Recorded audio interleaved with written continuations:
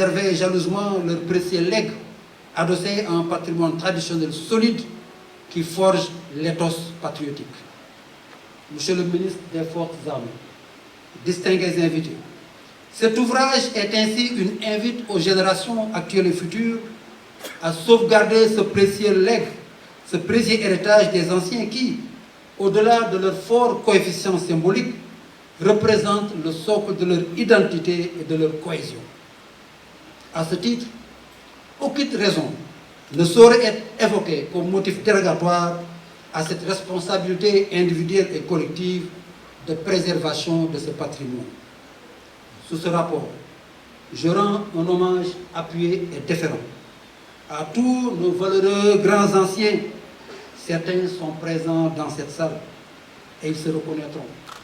Pour s'être inlassablement investis, pour entretenir et enrichir le patrimoine mémoriel des armées, tout en sublimant la fraternité d'âme et la sacralité de l'ancien.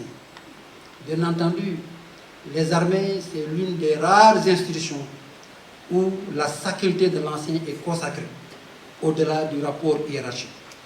Sans doute, l'exercice des traditions militaires pourrait sembler incompatible avec les effets pervers du phénomène de modernisme, sécrété par des mutations sociétales profondes et protéiformes. En effet, celles-ci sont susceptibles de provoquer un délitement progressif des traditions dans les armées, notamment dans un contexte de tendance exponentielle à une numérisation du champ de bataille, une utilisation effrénée de l'intelligence artificielle, sans compter l'impact insidieux des réseaux sociaux numériques sur la discipline et la cohésion.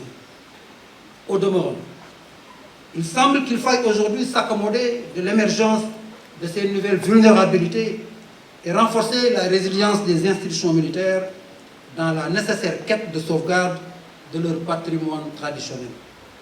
En définitive, un des mérites de ce livre est de situer les armées sénégalaises à la confluence de deux héritages, celui du legs colonial pour le transfert du patrimoine traditionnel des formations militaires françaises et celui de l'enracinement aux valeurs culturelles, éthiques et sociologiques, puisées au tréfonds de notre substrat culturel traditionnel ancestral.